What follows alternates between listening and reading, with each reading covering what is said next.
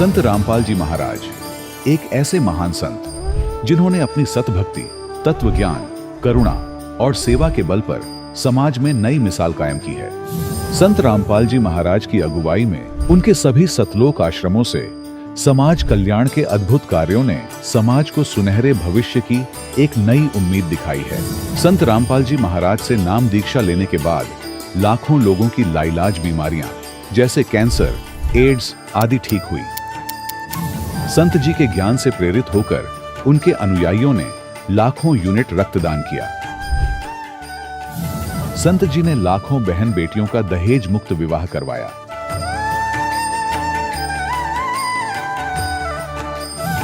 संत जी ने लाखों लोगों का नशा छुड़वाया, करोड़ों उजड़े परिवार बसे। संत जी के आश्रमों में समागम के दौरान निःशुल्क नेत्र चिकित्सा, दंत चिकित्सा प्रदान की जाती है। संत रामपाल जी महाराज द्वारा समय समय पर पर्यावरण संरक्षण के उद्देश्य से बड़े स्तर पर वृक्षारोपण किया जाता है। संत जी ने जरूरतमंदों को तत्काल राहत पहुंचाने के लिए एम्बुलेंस सेवा शुरू की।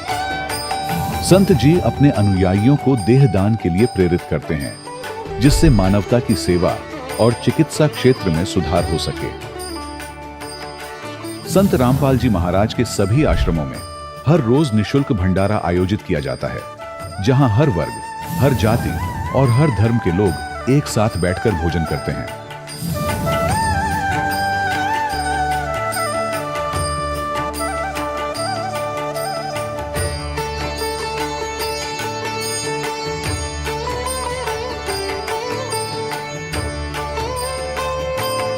संत रामपाल जी महाराज के आश्रम में हजारों बुजुर्गों को सम्मान और प्यार के साथ जीवन जीने का अवसर मिलता है।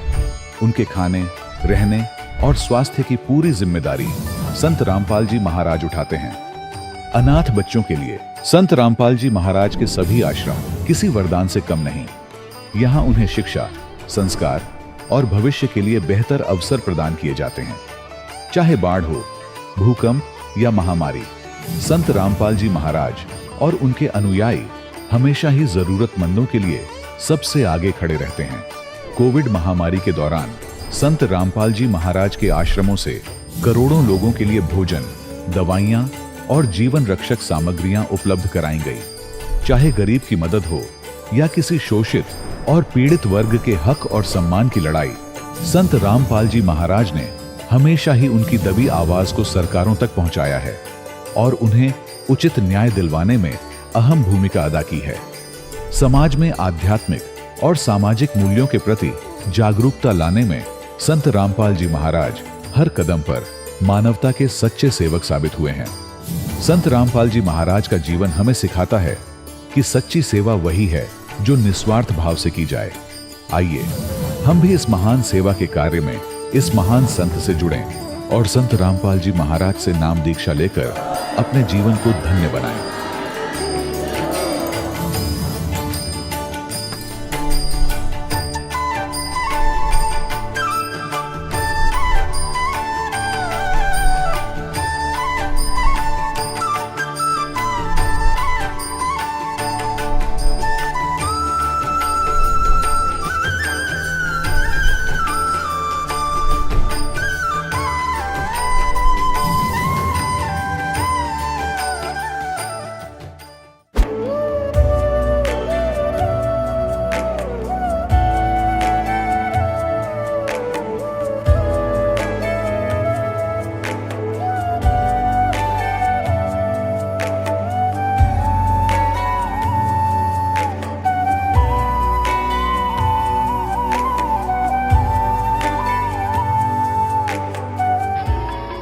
प्रभु राम देव भगवान अल्लाह खुदा ईश आदि नाम एक ही शक्ति के हैं।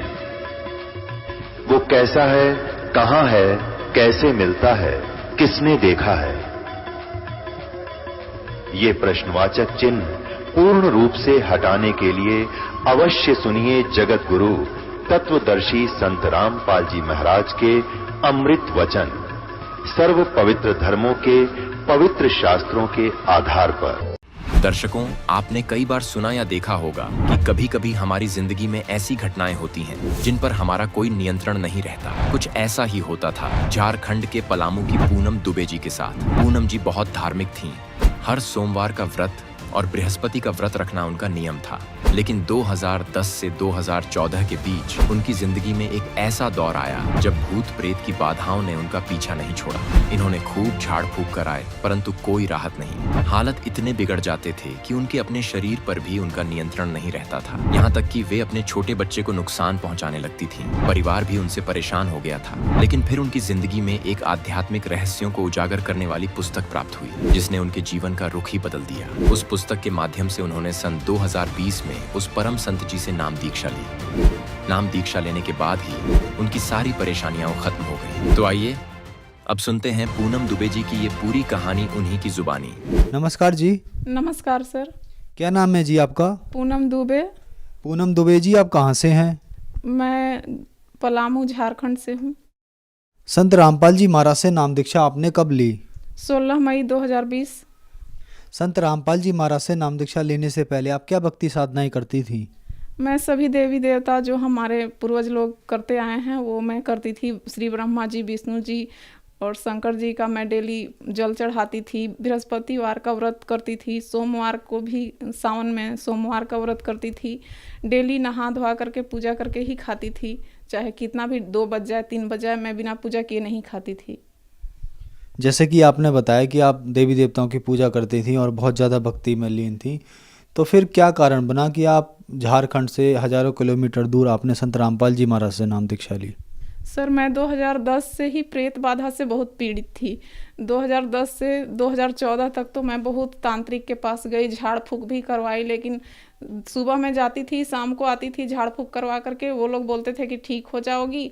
फिर घर में आती थी तो कोई फ़ायदा नहीं। फिर रात में वही प्रेत बाधा, और रात में मैं सो नहीं पाती थी, सबको परेशान कर देती थी। मेरी वजह से कोई सो भी नहीं पाता था और मैं उठ करके भागने लगती थी, किसी को मारने जैसा, दौड़ाने जैसा, काटने जैसा लगती थी करने।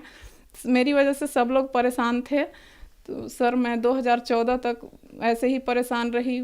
जहाँ जहाँ सब लोग बोलते थे कि यहाँ कोई झाड़ फूक करने वाला है, वहाँ जाओ, वहाँ ठीक हो जाएगा, वहाँ आराम मिलेगा।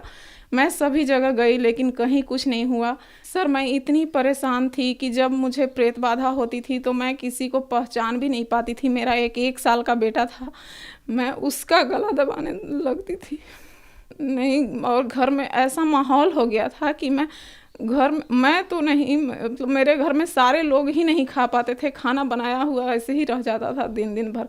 मेरे ससुर जी को लगता था कि मेरी वजह से हार्ट अटैक हो जाएगा। सभी लोग परेशान थे। फिर संत रामपाल जी महाराज जी के बारे में आपको कैसे पता लगा? 2014 में मेरे हस्बैंड को किसी ने ज्ञान गंगा पुस्तक दिया, तो मैं बृहस्पतिवार उस दिन की थी। तो मेरे हस्बैंड उस समय इंदौर में थे, तो फ़ोन किया मेरे पास, तो पूछे क्या कर रही हो। तो मैं बोली कि आज मेरा बृहस्पतिवार है, मेरा आज फास्टिंग है, कुछ नहीं, आराम कर रही हूँ। तो बोले कि तुम फास्टिंग कर रही हो, तुमको पता है जो बृहस्पति भगवान, विष्णु भगवान का पूजा कर रही हो, उनके पिताजी और उनके माताजी कौन है? तो मैं बोली कि नहीं, ये तो अजर अमर हैं, इनके कोई माता पिता नहीं हैं, आप क्या बोल रहे हैं, मजाक कर रहे हैं? तो बोले कि नहीं, मेरे पास एक पुस्तक है ज्ञान गंगा, तुम उसको पढ़ो और उसके बाद बताओ। तो फिर मेरे पास वो पुस्तक आई, उसे मैं पढ़ी। तो उसमें पता चला कि ब्रह्मा विष्णु महेश जी के भी माता पिता हैं। और इधर ब्रह्मा विष्णु महेश से हट करके मैं कबीर परमात्मा जी के बारे में मुझे नॉलेज मिली। फिर मैंने गीता जी का डेली पाठ किया, तो मुझे कोई अर्थ समझ में नहीं आ रहा था अपने आप से। फिर मैंने ज्ञान गंगा को 2-3 बार करके दिन में पढ़ने लगी, तो मुझे सारे अर्थ पता चले। और नहीं तो हमारे जितने भी संत महंत हैं वो तो हमारे गीता जी में जो भी अर्थ दिया हुआ है उस अर्थ का अनर्थ करके बताया हुआ है उन्होंने। गीता जी का अध्याय 4 श्लोक 32 और 34 में श्री कृष्ण जी अर्जुन को बोल रहे हैं कि कोई तत्वदर्शी संत को खोजो और उसकी शरण ग्रहण करो, वही तुमको तत्व ज्ञान देंगे। और जो परमात्मा होते हैं वो अपने मुख कमल से ला करके ज्ञान समझाते हैं, आध्यात्मिक ज्ञान, भक्ति की विधि बताते हैं। गीता जी को जब मैं पढ़ी तो मुझे पता चला आध्यात्मिक ज्ञान क्या है और मैं संत रामपाल जी महाराज जी को अपना गुरु मानने लगी। फिर मुझे साधना चैनल पे मैं सत्संग देखती थी, मोबाइल में भी सत्संग सुनती थी। फिर मुझे पता चला कि उस समय 2014 में बरवाला आश्रम में नाम दीक्षा मिलता था। तो मेरे घर वाले ये एग्री नहीं थे कि मैं यहाँ दिल्ली बरवाला ला करके नाम दीक्षा लूँ, इसलिए मैं चुपचाप अपना मर्जी से कुछ नहीं कर पाई। तो फिर जब लॉकडाउन हुआ 2020 में, उस समय पता चला कि ऑनलाइन नाम दीक्षा सबको मिल रही है, और इसीलिए मैं ऑनलाइन ही नाम दीक्षा ले ली 16 मई 2020 को संत रामपाल जी महाराज जी से। जैसे कि आपके बताए अनुसार आप बहुत ज़्यादा परेशान थी और संत रामपाल जी महाराज से आपने ऑनलाइन नाम दीक्षा ली। तो ऑनलाइन नाम दीक्षा लेने के बाद क्या आपको लाभ भी मिले? बहुत सारा लाभ मिले हैं सर। मैं तो कबीर परमात्मा जी की वाणी है कि धरती का कागज करूं लेखनी सब बन रहा है, 7 समुद्र की मसी करूं गुरु गुण लिखा न जाए। मैं तो बताने लगूंगी तो पूरा दिन ही निकल जाएगा। मुझे प्रेत बाधा से भी निजात मिला, संत रामपाल जी महाराज जी की शरण में आने से ही मैं स्वस्थ हो गई। मुझे कोई भी अब परेशानी नहीं है, मैं पूरी तरह से ठीक हो गई। मेरे हस्बैंड भी बहुत नशा करते थे, डेली मांस खाना, डेली शराब पीना, डेली घर में ला करके लड़ाई झगड़ा करना। तो मैं उनको बहुत समझाती थी कि आप मत पियो, डेली पैसा ख़त्म करते हो, हमारे घर की ऐसी स्थिति नहीं है कि आप डेली पियोगे, पैसा बर्बाद हो रहा है। तो मेरे हस्बैंड भी कोशिश करते थे कि मैं नशा छोड़ दूं, लेकिन उनसे हो नहीं पाता था। बहुत कोशिश करते थे, घर में भी समझाते थे कि मैं क्या करूं, मुझसे नहीं हो पा रहा है, मैं नहीं चाहता हूं, लेकिन मेरे दोस्त लोग डेली पिला देते हैं। तो फिर उन्होंने भी बुक पढ़ा, सत्संग सुना और उन्होंने भी नाम दीक्षा लिया और वो भी आज नशा मुक्त हैं। नशा को करना तो दूर, किसी को ला करके भी नहीं देते। और भी लाभ मिले। मेरे हस्बैंड को भी पाइल्स हो गया था, तो उन्होंने बहुत दवाई लिया लेकिन ठीक नहीं हो पा रहा था। डॉक्टर बोलता ऑपरेशन करवाना पड़ेगा। फिर मैं बोली कि आप प्रार्थना लगवा लो संत रामपाल जी महाराज जी से। तो वो प्रार्थना लगवाया गुरु जी से और दवा भी लिया तो ठीक हो गया। अभी उनको कोई दिक्कत नहीं है। और मेरा एक बच्चा था 1 साल का, तो उसको फीवर आ रही थी। तो मैंने उससे नॉर्मली समझ करके, वायरल फीवर समझ करके उसको 2-3 दिन तक ऐसे ही दवाई देते रह गई। फिर उसका ब्लड इतना कम हो गया कि डॉक्टर के पास गई तो डॉक्टर बोला कि इसका तो ब्लड कम है, बहुत ज़्यादा कम हो गया, ब्लड 5 पॉइंट हो गया है, इसका तो एक ही इलाज है, बस सबसे पहले ब्लड इसको चाहिए, ब्लड चढ़वाओ कहीं से। उसका ब्लड ग्रुप चेक करवाया तो पता चला O निगेटिव है, और डॉक्टर को बताई तो बोला कि O निगेटिव है ब्लड, तो कहीं से अरेंज करो, उसके 2 दिन के अंदर ही ब्लड चढ़ना चाहिए, नहीं तो बच्चा बहुत सीरियस हो जाएगा और इसका रिस्क मैं नहीं लूँगा, फिर तुम जहाँ चाहो वहाँ ले करके चली जाओ। तो सारे जगह हमने, सभी रिश्तेदार में आसपास जितने हैं सब जगह पता किया, कहीं ब्लड नहीं मिल रहा था। फिर हमने प्रार्थना लगवाई गुरु जी से कि संत रामपाल जी महाराज जी से कि मालिक अब आप ही दया कीजिए, बच्चे का जान बहुत खतरे में है। तो फिर एक शाम को मेरे हस्बैंड के पास एक कॉल आया। जब इनके पास फ़ोन आया तो इन्होंने अब देखा कि ये नया नंबर किसका है। फिर उनसे पता किए कि आप कौन बोल रहे हो, तो उन्होंने बताया कि बोले कि आपको O निगेटिव ब्लड चाहिए था। मेरे हस्बैंड बोले कि हाँ, आप कहाँ से बोल रहे हो? तो वो बताया कि मैं डोनर हूँ, ब्लड डोनेट करता हूँ और मैं देने के लिए तैयार हूँ, आप सुबह 9 बजे मेरे पास आ जाइएगा। उन्होंने अपना नंबर दिया, फिर बच्चे को ब्लड चढ़ गया 10 बजे। फिर बच्चा 2 दिन में ठीक हो गया। पहले हमारे घर की आर्थिक स्थिति बहुत ख़राब थी सर, मेरे घर भी नहीं थे, हम लोग ऐसे ही टूटे फूटे घर में रहते थे। परमात्मा ने दया करी, आज हमारा घर भी बन रहा है, हमारी आर्थिक स्थिति बहुत अच्छी हो गई है, मेरे हस्बैंड को बैंक में जॉब लग गई है। संत रामपाल जी महाराज से नाम दीक्षा लेने के बाद आपको बहुत सारे लाभ प्राप्त हुए। जैसे कि कहते हैं कि संत रामपाल जी महाराज देवी देवताओं की पूजा छुड़वाते हैं, तो क्या जब आपने संत रामपाल जी महाराज से नाम दीक्षा ली, देवी देवताओं की पूजा छोड़ दी? जी नहीं सर, हमारे संत रामपाल जी महाराज जी हैं, वो शास्त्रों से प्रमाणित भक्ति बताते हैं। हमारे जितने भी वेद शास्त्र हैं वो सारे प्रूफ के साथ भक्ति विधि बताते हैं, जो हमारे गीता जी में लिखा हुआ है, 4 वेद में लिखा हुआ है, 18 पुराण, कुरान शरीफ, ईसाई लोग का है, गुरु ग्रंथ साहिब, कुरान शरीफ, सबसे वो ज्ञान बताते हैं। उनका ज्ञान बिल्कुल सही है, बाकी सब संत महंत लोग ज्ञान का अज्ञान फैला करके रखे हुए हैं। संत रामपाल जी महाराज से नाम दीक्षा लेने के बाद आपको बहुत सारे लाभ प्राप्त हुए। तो जो दर्शक आज आपको टीवी पर देख रहे हैं और वो भी संत रामपाल जी महाराज से नाम दीक्षा लेना चाहते हैं, तो कैसे ले सकती हैं? सत्संग 7:30 बजे से आता है संत रामपाल जी महाराज जी का, उसमें पीली पट्टी नीचे आती है, उसमें नंबर दिया हुआ रहता है, आप जी वो नंबर नोट करें और कॉल करें, आपको पूरा पता पूरी जानकारी मिल जाएगी। आप नाम दीक्षा ले सकते हैं आसानी से। धन्यवाद जी। धन्यवाद सर। दर्शकों, अभी आपने सुने संत रामपाल जी महाराज से दीक्षा प्राप्त करके सुखी हुए भक्त के अनुभव। अब देखिए जगत गुरु तत्वदर्शी संत रामपाल जी महाराज के मंगल प्रवचन। परमात्मा सहशरीर आए थे तो आपको बहुत बार दास ने प्रकरण सुनाए हैं, बताए हैं। अब वो गए कैसे थे यहां से? सहशरीर आते हैं, सहशरीर जाते हैं। जब परमात्मा बनारस में आए हुए थे, अपनी दूसरे प्रकार की लीला करने के लिए एक बालक रूप में प्रकट हुए थे। नीरू नीमा नाम के निसंतान दंपत्ति उनको उठा ले गए थे। जुलाहा थे, वो मुसलमान जुलाहा थे। वो पहले उसी जन्म के अंदर ब्राह्मण थे, लेकिन मुसलमानों ने उनको मुसलमान बना दिया था, नाम भी चेंज कर दिया था। और कोई साधन ना होने से वो जुल्हा का कार्य करने लगे, जिस कारण से 20-30 वर्ष करते रहे।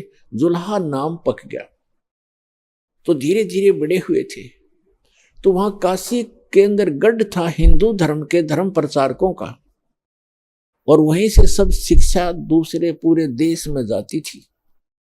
तो परमात्मा ने उस गढ़ को ही तोड़ना चाहा था। किसी प्रकार इनकी अकल ठिकाने ला दूं, इन ब्राह्मण गुरु मंडलेश्वराचार्य और शंकराचार्यों की, फिर मेरे बच्चे आपस समझ जाएंगे। ये भी तो मेरे ही बच्चे हैं, परमात्मा कहते थे, कबीर जी कहते थे।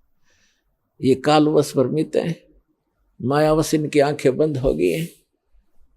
लेकिन वो तो नहीं माने। फिर भी उनकी जो दंत कथाएं थी उनको परमात्मा ने खंडित किया। क्या बताते थे?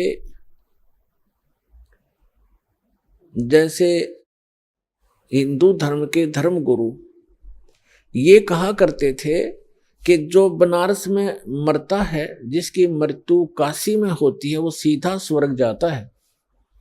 और जो मगहर के अंदर मरता है, मगहर के अंदर मुसलमान एक नवाब था, बिजली खान पठान। बिजली खां पठान एक नवाब था, उसका राज्य था। तो वहां जो मगहर स्थान था उसके बारे में उन्होंने ये बता रखा था, ब्राह्मणों ने, हिंदू धर्म के धर्म गुरुओं ने, कि वो पृथ्वी वहां का जो अक्षेत्र है, भगवान शिव ने श्राप दे रखा है, वहां जो मरेगा वो नरक जाएगा। और एक वहां नदी बहती थी, आमी नाम है उस नदी का, वो दरिया बहती थी, उसको भी भगवान शिव ने शापित कर दिया था, वह सूख गई थी। इसलिए ब्राह्मण लोग कहा करते थे मगहर में कोई ना मरना,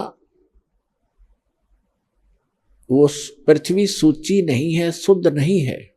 तो जिस कारण से हिंदू धर्म के जो रिच लोग थे, धनी व्यक्ति थे, उनने अपने माता पिताओं को वृद्धावस्था जब उनकी हो जाती थी तो बनारस में रखना शुरू कर दिया, किराए पर कोई कमरे धर्मशाला लेकर के। इस कारण से कि हमारे माता पिता की मृत्यु यदि बनारस में हो जाएगी, काशी में हो जाएगी, तो स्वर्ग चले जाएंगे। परमात्मा कबीर जी कहा करते थे, भाई भूमि भरोसे डूब हैं, कल्पत हैं 2 दिन, और पूर्ण ब्रह्म सबके गुरु कबीर भगवान मगर भये लौलीन।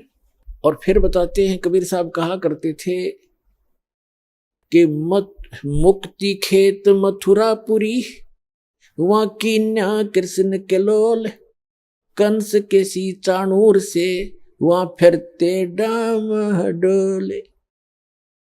अपनात्मा परमात्मा कहा करते कि तुम आप जी मथुरा को भी एक मुक्त अक्षेत्र मानते हो, कि वहां श्री कृष्ण जी ने बाल्यावस्था में बहुत से लीलाएं की थी, वहां उनके चरण टिके थे। और आप ये भी कहते हो कि मथुरा में जाने से कल्याण हो जाता है। उसी मथुरा के अंदर कंस और केसी राक्षस जो घोड़ा बनकर आता, और चाणोर जैसे भी वहीं रहा करते थे मथुरा में। और उनकी कैसी मृत्यु हुई? अगर मथुरा में रहने मात्र से मोक्ष संभव है, तो कंस के सी चाणोर से वहां फिरते डामाडोल, वो वहां कुबद कमाया करते थे, उनका बक्कल उतरा, उनकी कैसी दुर्गति से मृत्यु हुई। तो परमात्मा कहा करते थे कि भक्ति करनी चाहिए भाई, भक्ति के बल से, शुभ कर्मों के करने से आप कहीं भी मृत्यु को प्राप्त हो जाओ। जब आपका संस्कार आता है, आप सीधे अपने उस स्थान पर, उस कर्म आधार से ही आप अपने स्वर्ग या जैसे भी आपका स्थान है वहां जाओगे। केवल पृथ्वी के ऊपर कहीं भी मरो, बुरा व्यक्ति तो नरक जाएगा, और शुभ कर्मी प्राणी चाहे मगर मरो और चाहे मरो बनारस या मथुरा में, अच्छे कर्म करने वाला स्वर्ग और बुरे कर्म करने वाला तो भाई नरक में ही जाएगा। लेकिन ब्राह्मण लोग नहीं मानते थे, तो धर्म गुरुओं ने इतनी अफवाह फैला दी, ऐसी महिमा दंत कथा फैला दी कि जो काशी में मरेगा वो मोक्ष हो जाता है। इसलिए जो बनिए लोग थे, बनिए पैसे वाले, उन्होंने अपने माता पिता को अंत समय में 2 वर्ष 4 वर्ष चाहे 10 वर्ष रहो, कोई वहां नौकर छोड़ देते थे उनके लिए कि हमारे पिता ने हमारे लिए बहुत कुछ किया है, पैसा हमारे पास है, आराम से वहां रह लेंगे और इनकी मृत्यु होगी तो स्वर्ग चले जाएंगे। अब जब उन्होंने ऐसे रखना शुरू किया तो उन धर्म गुरुओं ने सोचा क्यों ना इनको हम अपने घर रख लें, इनके बूढ़ों को, बूढ़ियाओं को, और रखेंगे तो ये कुछ हमें देंगे भी। तो इस लालच में उन्होंने वो आफत मोल ले ली और उन अपने यजमानों से कहा, अक्षेत्र बटे हुए हैं इनके, उनसे कहा कि भाई आपके माता पिता को आप हमारे घर पे ही छोड़ दो, या कथा भी सुना करेंगे और यहाँ भोजन भी कर लिया करेंगे। उन्होंने कहा जी बहुत अच्छी बात, फिर तो हम अपने माता पिता के आपको आपके घर छोड़ देंगे। तो उनके वहाँ खूब दक्षिणा भी देने लगे, उनके खर्चा भी देने लगे और अलग से भी पैसे दान उन ब्राह्मणों को, गुरुओं को देने लगे। जिस कारण से सभी ब्राह्मणों में ये एक जैसे पीजी हुआ करना, पीजी जैसे खोल लिए इनने। अपनात्मा वृद्ध अवस्था में बूढ़ा व्यक्ति अगर अस्वस्थ हो जाए तो एक के दुर्भर हो जाता है। वैसे तो अपना माता पिता बुरा तो नहीं लगते, लेकिन उसके लिए कितना प्रयत्न करना पड़ता है, कैसे संभाल करनी पड़ती है, कहीं थूक देते हैं, कहीं दस्त लग जाते हैं, तो कई प्रकार की ऐसी बहुत कुछ सेवा होती है। तो कुछ दिन तो उन्होंने आया आनंद और फिर बूढ़े संभालने हो गए मुश्किल। तो उन्होंने मिलकर एक स्कीम बनाई कि इनकी टिकट काटो जल्दी। उन्होंने क्या स्कीम बनाया कि एक क्रोंत लगा दो, एक क्रोंत बना लिया। क्रोंत मतलब एक ऐसी बनाई आरत सी गंगा के किनारे, एक ऐसी गुफा सी बना दी गंगा के किनारे, घाट सा उस पे, और एक मड़ी सी बनाकर ऐसे, और उसके अंदर जैसे ऐसे बनी हुई थी उसके अंदर क्रोंत फिट कर दिया ऊपर, ऐसी उसका स्ट्रक्चर बना दिया। और उस क्रोंत के हैंडल थोड़ी सी दूरी पर 50-50 फुट दूरी पर रस्से से अंदर अंदर बांध कर ऐसा अंडरग्राउंड बना लिया, और वो दूर जाकर बैठ जाए 2 जने उसको हैंडल करने वाले। ऐसे जंगल सा बहुत जड़े से उसमें झाड़ से थे वहां पर। तो वो क्या कहते हैं कि जो उन्होंने एक अफवाह फैला दी कि जो शीघ्र जाना चाहता है स्वर्ग, उसके लिए परमात्मा ने एक क्रोंत भेजना शुरू कर दिया। क्रोंत माने लकड़ी काटने का आरा, वो इतने लंबे लंबे दांतों वाला, ऐसे दोनों हाथों से दूर दूर से पकड़ कर चलाते हैं, ऐसा क्रोंत बोलते हैं उसको। तो भी बुढ़ापे में आप भी दुखी हो लेते हैं। उन्होंने अपने बच्चों से कहा, बेटा हमारा तो समय आ चुका है, हम भी दुखी हैं शरीर में, कभी आंखें दर्द कर रही हैं, कभी भड़क हो जाती है, और कभी कोई ना कोई समस्या शरीर में बनी ही रहती है। और ऐसे गुरुजी बता रहे हैं कि भगवान की तरफ से क्रोंत आता है और उससे जो गर्दन कट जाए, उससे गर्दन काटेंगे और सीधा स्वर्ग चले जाएंगे। और उन्होंने बताया कि पीड़ा नहीं होती, बहुत शीघ्रता से काम बन जाता है झटके की तरह। तो सब ने धीरे धीरे उन्होंने अब अपने बुजुर्गों ने अपने बच्चों से प्रार्थना की, बेटा हम तो मृत्यु के निकट हैं और हमें जाने दो। तो बच्चे फिर मना कैसे करें, जब भगवान की तरफ से ऐसा कोई व्यवस्था होगी है तो अच्छी बात है। और पिताजी भी चाह रहे हैं, तो उन्होंने कर दिया वो शुरू अथा कसाई वाला। अब वो डेला गए गर्दन कटवाने वहां पर। अब वो आवाज लगा देते थे, हे परमात्मा क्रोध भेजियो, उसकी लिटा के नो नीचे को मुंह करके, हे परमात्मा क्रोध भेजियो, और उसके पीछे थे ऐसे स्थान पर सेट करते थे, सीधा उससे निकल कर आता वो, और नीचे उस रस्से होते थे उनको 2 बार ऐसे कर देते, कच्चे दही कर देता, और फिर उसको घुमा देते, वो ऊपर फिट हो जाता, दिखता भी नहीं उनको तो। और कौन देखे था अंदर जाकर के, तो वो निकाल ले गए, वो फिर उठाकर वहीं सभा कर दें। फिर उनकी मृत्यु के उपरांत वो गुरु जी फिर ये करो वो करो, फंड करो, वो न्यारी दक्षिणा, और उसकी विशेष टिकट लगा दी उन्होंने कि 100 रुपये लगते हैं, जब करोत आता है हमने पूजा करनी पड़ती है तब करोत आता है ऊपर से। अब उस समय के 100 रुपये आज के 10 लाख के बराबर है, तो वो भी स्वीकार किया। परमात्मा कहा करते, भाई काशी करवत लेत हैं, आन कटावें शीस, और बन बन भटका खात हो, यूं मिले नहीं जगदीश। परमात्मा के मिलने की जो तरीका है, साधना, वो हमारे पास है, उस विधि को अपनाओ, आपका कल्याण हो जाएगा। इस भ्रम का निवारण करने के लिए परमेश्वर कबीर जी ने बहुत सी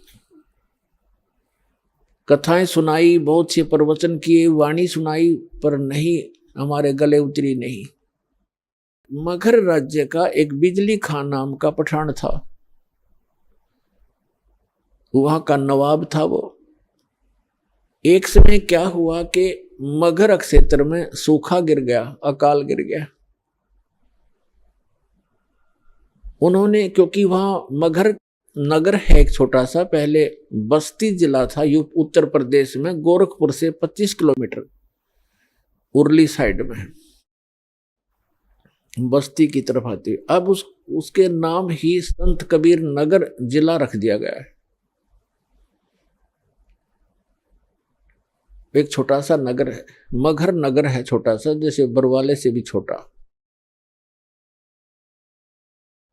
तो वहां सूखा गिर गया, उसमें हिंदू भी इतने ही हैं, मुसलमान भी बराबर की, दोनों आधी आधी आबादी है उनकी संख्या। तो सभी हिंदुओं ने अपने गुरुओं, ब्राह्मणों और सभी संतों और ये पत्रा वत्रा देखने वाले, इन सब से, भविष्य वक्ताओं से भी पूछ लिया। सभी ने बताया कि 2 वर्ष तक इस क्षेत्र में वर्षा का कोई संयोग नहीं है, क्योंकि आपके पुण्य नहीं है। तो सभी जंतर मंत्र करके सब थक गए, हाहाकार मच गई। तो किसी व्यक्ति ने बता दिया कि काशी के अंदर एक कबीर नाम के महापुरुष रहते हैं, वो चाहे तो आपका संकट निवारण कर सकते हैं।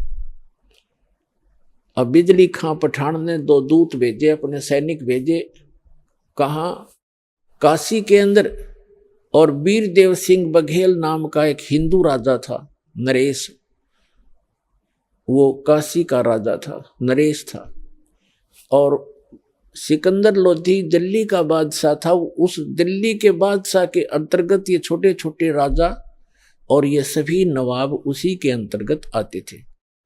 तो नरेश जो था वो उस काशी का जो राजा था, काशी क्षेत्र का, तो वो भी परमेश्वर कबीर जी की शरण में आ चुका था। जब वो दोनों सैनिक संदेश वाहक बिजली खां पठान का एक पत्र लेकर के वीर देव सिंह बघेल के पास गए, उसमें लिखा था कि हमारे यहाँ बहुत बुरा अकाल गिर गया है, त्राही त्राही मच गई है, और मैंने सुना है कोई कबीर नाम के कोई संत हैं, कृपा उनको हमारे यहाँ भेजें, और हमारे यहाँ वर्षा नहीं हो रही। वीर देव सिंह बघेल ने पत्र लिखा और उसमें कहा कि बिजली खां, इतने बड़े संकट से जूझ रहे हो और संत को बाई ऑर्डर बुला रहे हो, अगर वो आ भी जाएंगे तो कोई लाभ नहीं होगा, आप आओ। अगर वो रजा नहीं बख्शेंगे बाई ऑर्डर बुलाए हुए, आप स्वयं आओ, राजा प्रजा का पिता होता है, उसके दुख से खुद भी दुखी होना चाहिए। आप आइए और स्वयं प्रार्थना कीजिए, अगर वो खुश होकर जाएंगे तो तुम्हारा काम बनेगा। बाकी संत परम है, ये भगवान आए हैं, ये अल्लाह उतरे हैं। और उनको मौखिक भी समझा दिया दोनों सैनिकों को कि जाके आपके राजा को ऐसे, नवाब को ऐसे बोल दो। उन्होंने आकर के बताया जी ऐसे ऐसे बात है। बिजली खां पठान सैकड़ों की संख्या में अंगरक्षक वो साथ लेकर के चला और वहां पहुंचा कबीर परमेश्वर की कुटिया के पास। दोनों, वो नवाब भी और नरेश भी, और नरेश वीर सिंह बघेल तो उनका शिष्य था, दंडवत प्रणाम किया। अब जो बिजली खान पठान था, इनका एक विधान है कि हम शीश नहीं झुकाया करते अल्लाह के सिवा। वो खड़ा रहा, फिर भी मालिक तो अपने बच्चों को शरण में लेने के लिए सोशल सीधर करते हैं। अब क्या हुआ, फिर उन्हें बताया भी कैसे आना हुआ। परमात्मा ने पूछा कि ये कैसे आई दो दो नवाब, दो राजा गरीब की झोंपड़ी पर। तो वीर सिंह ने कहा बिजली खां सुना दे अपनी दास्तां। तो बिजली खां पठान ने कहा भगवान बहुत त्राही त्राही हो रही है महाराज, सूखा पड़ गया है, आप रजा बख्शो। परमात्मा बोले भाई चलो, जैसी मेरी भगवान सुनेगा मैं भी अपनी अर्ज करूंगा। अगर ऐसा कोई दुख है तो मैं अवश्य चलूंगा और अर्ज करूंगा, भगवान ने सुन ली तो। अब परमात्मा को घोड़े पर बैठा करके लाया गया। आगे क्या देखा कि गोरखपुर जो है, यहाँ एक टीला है गोरखनाथ जी का, और इन संतों में एक खासियत होती है कि वो इस बात से, अब जैसे शरीर छोड़ गया संत, अब इनकी मुक्ति तो होती नहीं, ये यही धक्के खाते रहते हैं। कोई पितर बन गया, कोई भूत प्रेत रूप में, और जो पितर टाइप हो जाते हैं वो शरीर अपना अन्य जो अच्छी कुछ थोड़ी बहुत भक्ति पूर्व जन्म की या वेदों तक की साधना कर लेते हैं, वो कभी भी शरीर में प्रकट हो जाते हैं, दिखाई भी दे जाते हैं और फिर अंतर्ध्यान हो जाते हैं। तो गोरखनाथ ने सोचा अकाल तो ये गिरना ही गिरना है। यदि कोई संत आया और यहां आकर के उसने कोई जंत्र मंत्र करके कोई थोड़ा बहुत छड़का करवा दिया तो तेरी महिमा कम हो जाएगी। अब गोरखनाथ, एक तालाब, एक सूखी तलैया थी, छोटी सी जोड़ी खेतों में होती है, थोड़ा सा पानी आ जाए, वर्षा हो जाए तो उसमें 5-4 महीने का जल उसमें भर जाता है, थोड़ा ही होता है वो क्षेत्र। छोटी तलैया उस सूखी पड़ी थी, उसके किनारे वृक्ष के नीचे अपना वो त्रिशूल गाड़ के बैठा, ऐसे आसन पदम लगा के। परमात्मा ने गोरखनाथ को देखा, अरे साधु महात्मा आए हैं, बिजली खां रोको, घोड़े को रोका। कबीर साहब नीचे उतरे, प्रणाम किया, प्रणाम नाथ जी। नाथ जी बोले प्रणाम। तो कबीर परमात्मा ने कहा कि बिजली खां, अरे आपके नगर में देखो कितने महापुरुष बैठे हैं, ये जो चाहे सो कर सकते हैं, अर्ज करो इनसे। बिजली खां पठान ने कहा महाराज जी ऐसे ऐसे बहुत बुरा हाल हो गया, त्राही त्राही मच गई है, और कुछ दया करो, जल की व्यवस्था करो, वर्षा करवाओ। गोरखनाथ जी उठे, त्रिशूल उठाया, उस जोड़ी सूखी तालाब के बीच में जाकर त्रिशूल मारकर ऐसे निकाल दिया। उसमें से एक फुहारा निकला पानी का, और देखते ही देखते वह तलैया पानी की भर गई, वह जोड़ी। अब परमात्मा कबीर साहब ने कहा देखो भाई देखो कमाल हो गया, अरे देखो ये तो खुद भगवान उतरे हैं, और आपका देखो कैसे इन्होंने पानी पानी कर दिया, वो बन गया काम आपका देखो। अब बिजली खां पठान ने कहा महाराज जी ये तो शाम तक का भी पानी नहीं, हमारे पशु भी नहीं छिक सकते, तो अर्ज करो महाराज जी, जब इतना कर सकते हैं नाथ जी तो और भी कर देंगे कृपा। तब उसने बिजली खां पठान ने कहा मालिक ए नाथ जी, हे महाराज जी, वर्षा हो तो बात बने, इस एक तालाब से बात चलेगा नहीं काम, ये तो शाम तक के पीने का भी नहीं काम बनेगा। तब नाथ जी कहते हैं कि इस क्षेत्र में 2 वर्ष तक वर्षा होने के कोई योग नहीं है, ये तो मैंने अपने कोटे से तुम्हें ये जल दिया है, इससे आगे मेरे बस की बात नहीं है, और कोई और हो तो खोज लो उसको। अब बिजली खां पठान ने कहा परमात्मा कबीर साहब से कि महाराज जी, ये संत जी आप दया करो, इससे तो बात बनेगी नहीं। तो जहां गोरखनाथ बैठे थे उससे 100-200 फुट पर, उधर जंगल वन बहुत होते थे, उसमें वृक्ष बहुत होते, 100-200 फुट की दूरी पर एक वृक्ष के नीचे परमात्मा बोले, भाई मैं यहाँ बैठता हूँ और परमात्मा में धुन लगाता हूँ और अर्ज करता हूँ भगवान से, और आप अपने घर जाओ, मेरी अर्ज सुनेंगे तो वर्षा हो ही जाएगी। वो बिजली खां पठान और सभी जो भी उनके साथ थे अपने नगर की तरफ चल पड़े। मगहर से 2 किलोमीटर की दूरी पर वो स्थान है। ये दास उसको देख कर आया है। बहुत से बच्चों के साथ हमारे भक्त भी गए थे, तो वहां बैठ गए। कबीर साहब ऐसे कहते हैं, लाल प्रगट नहीं हुआ करते, ऐसे भोले से बनकर जैसे भगवान से अर्ज कर रहे हैं। धुन लगा रखी है, धुन, भगवान में धुन लगाई, और मुश्किल से वो आधा किलोमीटर गए होंगे बिजली खां पठान और उसके सारे सैनिक से। इतनी जबरदस्त घटा उमड़ कर आई और मूसलधार वर्षा होने लगी। बोल सतगुरुदेव की जय हो, कबीर भगवान की जय हो।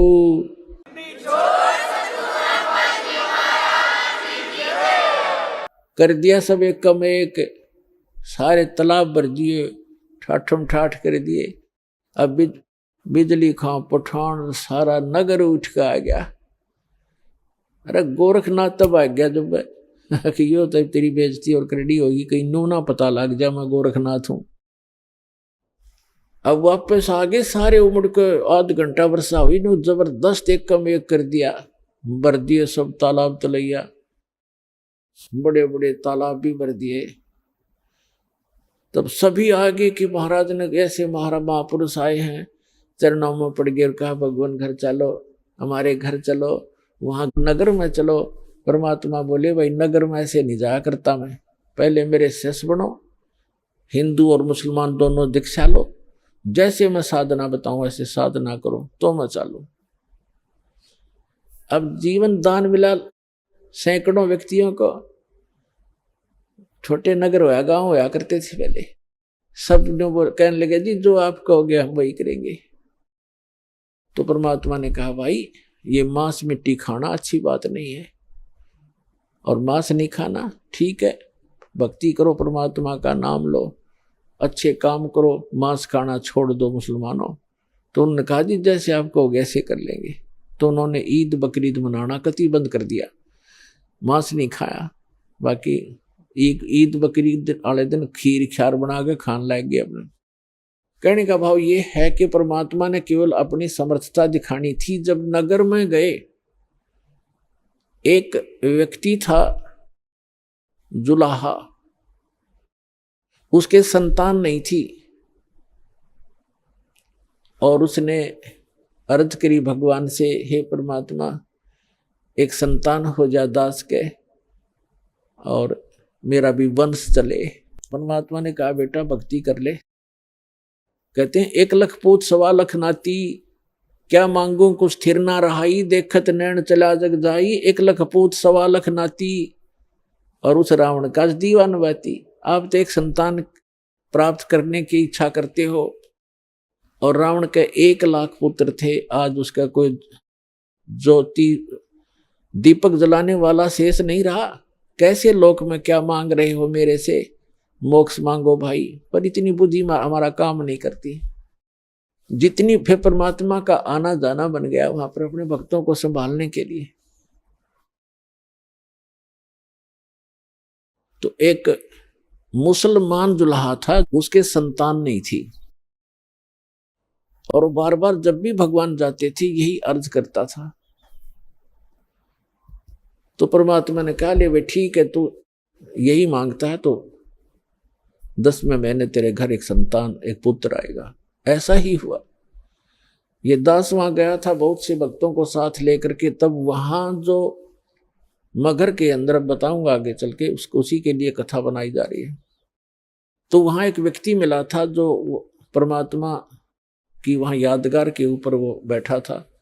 वो कह रहा था हमारा जो एक हमारी जो पीढ़ी चल रही है वो कबीर परमात्मा के आशीर्वाद से चली है।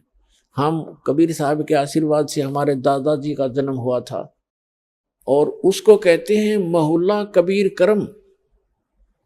मगर के अंदर एक मोहल्ला कबीर करम नाम का है। कबीर करम माने कबीर जी के रहम, कबीर जी के रहम से बसा हुआ एक मोहल्ला, उसको कहते हैं मोहल्ला कबीर करम।